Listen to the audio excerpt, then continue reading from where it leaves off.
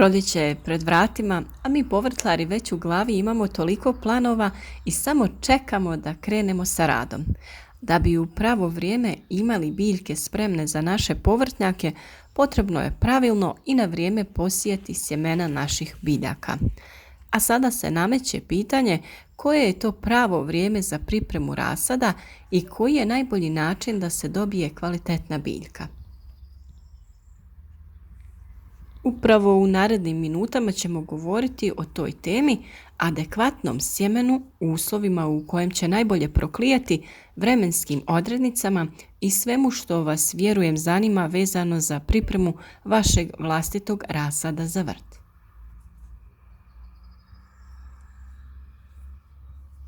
Presadnice su sadnice zeljastih biljaka uzgojene iz sjemena. Ovisno o roku i načinu uzgoja, presadnice povrća se proizvode na otvorenom ili u zaštićenom prostoru, a isto tako kada se radi i o samoj sadnji. U uzgoju povrća putem presadnica troši se više ljudskog rada nego izravnom sjetvom sjemena. Međutim, uzgoj iz presadnica ima nekih drugih prednosti što u konačnici pojeftinjuje proizvodnju.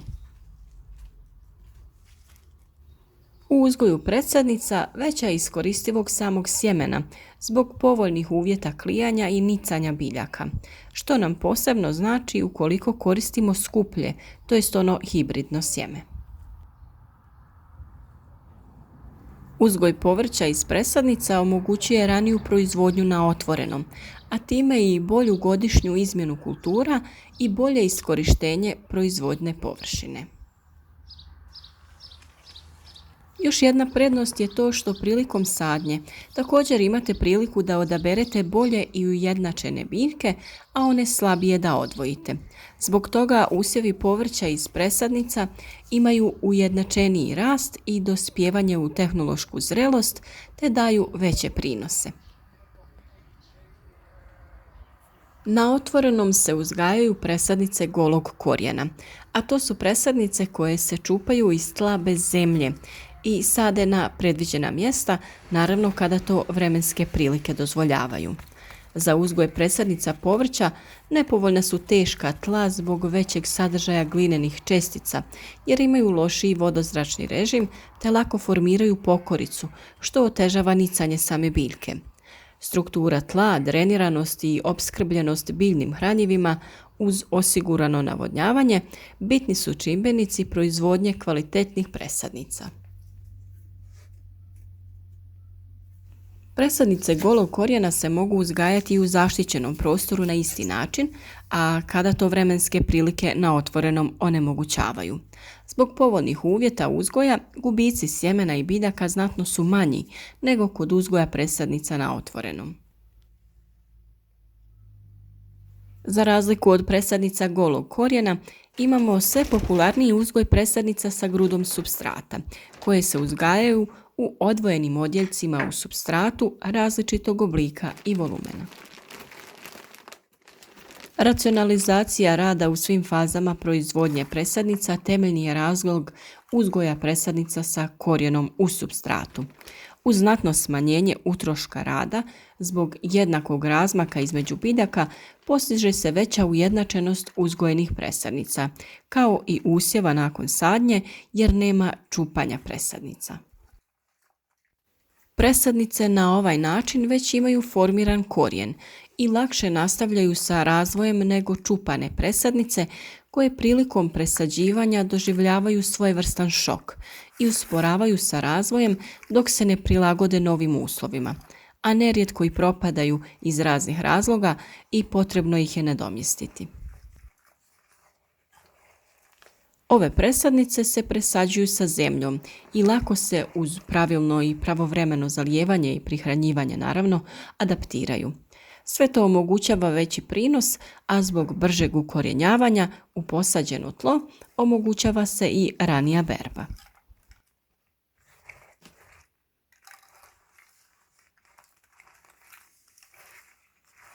Samo sjeme paprika je bubrežastog oblika, 3 do 6 mm promjera i debljine od pola do 1 mm. Ono je plosnato, glatko i blijedo žute boje.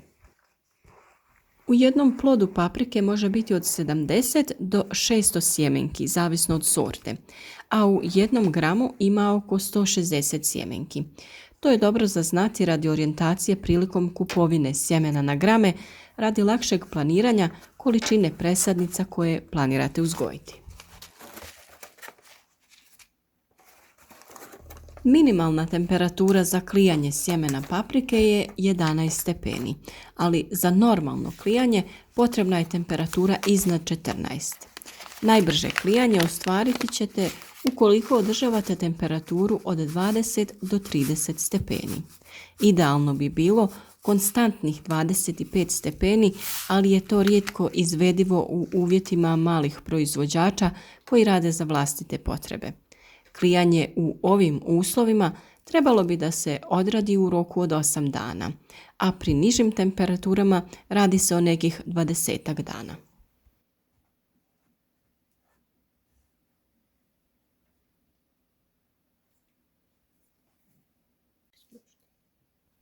Za brži rast biljke bolja je viša temperatura, ali to i nije baš preporučljivo jer možete na kraju dobiti visoku i tanku, a ne odviše kvalitetnu biljku. A pri višim temperaturama usporava se i rast i razvoj samog korijena, što svakako ne želimo.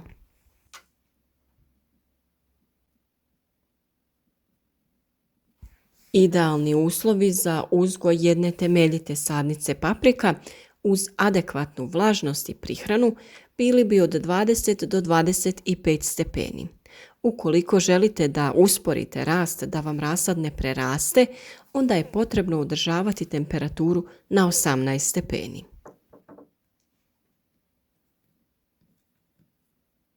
No budite na oprezu ukoliko se temperature spuštaju ispod 10 stepeni. Tako ne samo da se usporava razvoj biljke, nego dolazi do žućenja listova i dugotrajnog zastoja u razvoju.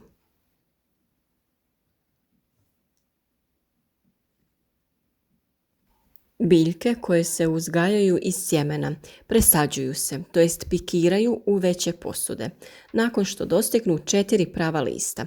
U takvim posudama biljka se dalje razvija i čuva se do presađivanja direktno u zemlju, bilo na otvorenom ili u zatvorenom prostoru. Najveći utjecaj na stvaranje cvjetnih pupova, cvatnju i vrijeme zriobe plodova, kao i kod razvoja biljke, ima temperatura. Optimalna temperatura za razvoj cvjetova danju je 25 stepeni, a 16 do 21 stepen tokom noći. Temperatura tla također je važna za početak i tijek cvatnje, a optimalna temperatura za pravilan razvoj je oko 17 stepeni. Dobra oplodnja je također vrlo važan čimbenik za razvoj ploda. Ona se može odraditi prirodno, pomoću insekata ili vjetra, a nerijetko se moraju ručno prodrmati grane biljke kako bi se odradila umjetna oplodnja. Čimbenici na koje mi ne možemo utjecati su količina svjetla i dužina dana, a također oni imaju velik utjecaj na rast i razvoj te brzinu istog. Paprika je biljka koja za rast i razvoj treba mnogo vode, a zbog relativno malog korijenovog sistema koristi je iz površinskog dijela tla. Prema istraživanju, za 1 kg ploda u tehnološkoj zriobi bilo je potrebno 58 do 77 litara vode. Sada kada smo sakupili sve potrebne informacije u kakvim se uslovima treba uzgajati rasad paprika i sijati samo sjeme, ostaje nam još odrediti vrijeme u kojem se to radi.